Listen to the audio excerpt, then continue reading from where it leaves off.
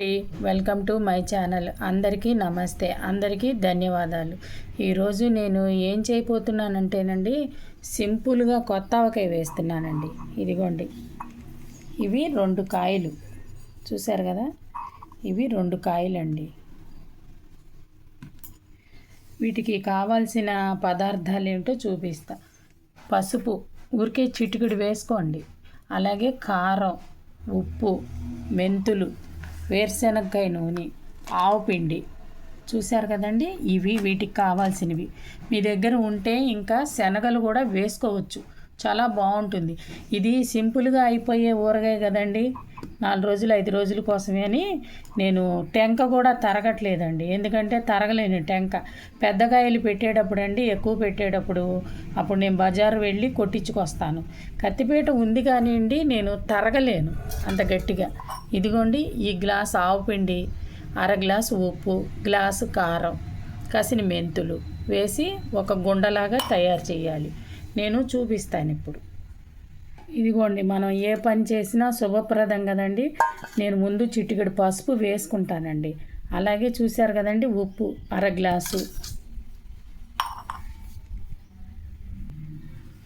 ఇదిగోండి గ్లాసు కారం. ఇదండి ఊరగాయల కారం అండి. కారం వేసిన తర్వాత అండి, ఇదిగోండి ఆవు పిండి, గ్లాస్తో గ్లాస్ ఆవు పిండి, అలాగే 4 మెంతి గింజలు. చూసారుగా, ఇంతే. చెప్పేగాండి ఉంటే శనగలు వేసుకోవచ్చు. దీన్ని ఇలా చక్కగా గుచ్చెత్తాలండి, బాగా 4 పక్కల కలిసేటట్టుగా ఇలా గుచ్చెత్తుకోవాలి.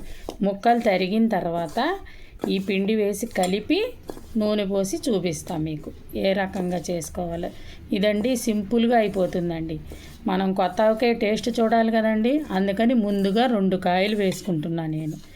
అలాగే పెద్ద ఊరగాయ పెట్టేటప్పుడు కూడా నేను మీకు చూపిస్తా. చూసారా, ఎక్కడ చక్కగా కలిసింది. ఇలా కలుపుకోవాలండి దీన్ని.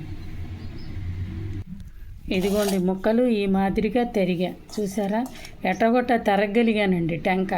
ఎక్కువ కాయలైతే నేను తరగలేను, బయట కొట్టించుకోవడమే, కడిగి గుడ్డబెట్టి తుడిచి. 2 కాయలే కనుక నేను తరగలిగాను. ఇదిగోండి, ఇది ఇందులో పోసేయాలండి. ఈ గుండ ఇందులో పోసేసి శుభ్రంగా ఇలా ఒక్కసారి కలపాలి ముక్కలన్నీ బాగా. అసలు చాలా బాగుంటుందండి ఈ ఆవకాయ. కొత్త ఆవకాయే కదండి, ఎన్నున్నా కొత్త ఆవకాయే.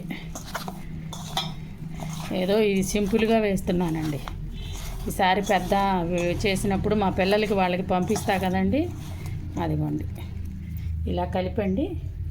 నూనె పోద్దాం.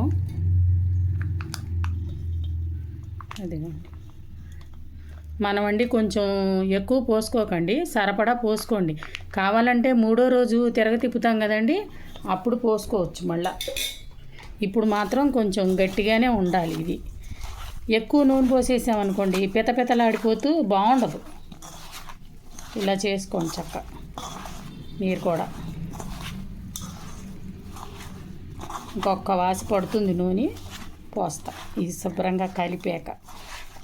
చూశారు కదండి, ఎంతో టేస్టీగా ఉండే ఆవకాయ. మళ్ళీ 3వ రోజు నేను తిప్పిన తర్వాత మీకు చూపిస్తానండి ఏ రకంగా ఉంది ఏంటి అనేది.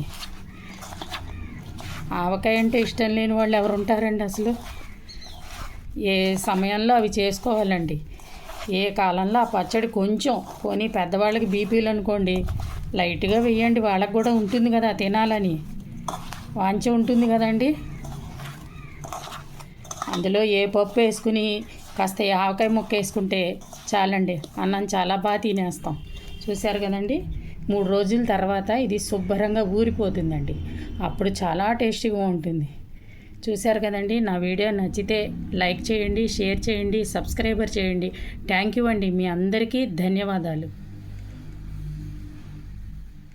ఇదిగోండి, 3 రోజుల తర్వాత ఎంత చక్కగా ఊరిందో చూడండి ఆవకాయ.